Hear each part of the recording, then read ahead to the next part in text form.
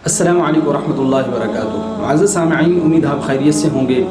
माह मुहर्रमुल हराम के पहले अशरे में सबीलें लगाना, मुख्तलिफ़ किस्म की खाने पीने की चीज़ें घर घर बाँटना, हर चौक चौराहे पे ठहर कर सबीलें लगा कर मीठा पानी बना के, शरबत बना के लोगों में तक़सीम करना, लोगों को इस काम की तरग़ीब देना, हर आने जाने वाले को रोकना, उसको पिलाना, खाने की चीज़ उसको खिलाना, अगर कोई ना पिए ना खाए तो उसको बुरा समझना।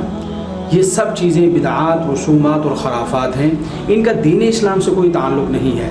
अगर हम कुरान मजीद को पढ़ें, नबी करीम सल्लल्लाहु अलैहि वसल्लम की 23 साला मक्की मदनी नबवी ज़िंदगी का मुताला करें तो हमें ऐसी कोई चीज़ नहीं मिलती।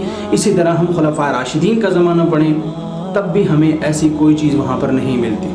तो लिहाजा इन कामों को करना, यानी ये खाने पीने की चीज़ें बनाना या ख़ुद खाना पीना या दूसरों को खिलाना या इसको सवाब का काम समझना, ये सब गुनाह के काम हैं। जब ये मसला दूसरों को बताया जाता है तो वो कहते हैं कि भाई पानी पिलाना तो सवाब का काम है, खाना खिलाना, लोगों को घरों में जाके खाना दे के आना, दुकान पे दे के आना, मार्केट में बांटना, ये तो अजर व सवाब का काम है और आप इसको गुनाह का काम कह रहे हैं। देखिए, शरीयत ने जिस काम को आम रखा है कि हम वो काम कभी भी कर सकते हैं, तो हमारे लिए जायज़ नहीं है कि हम उसको किसी दिन या वक्त के साथ ख़ास कर दें। तो हमारे यहाँ तो ये सारे काम खिलाने पिलाने के सिर्फ पहले अशरे में किए जाते हैं मुहर्रम के। क्या मुहर्रम के पहले अशरे से पहले लोगों को प्यास नहीं लगती, लोगों को भूख नहीं लगती? पहले अशरे के बाद लोगों को भूख प्यास नहीं लगती?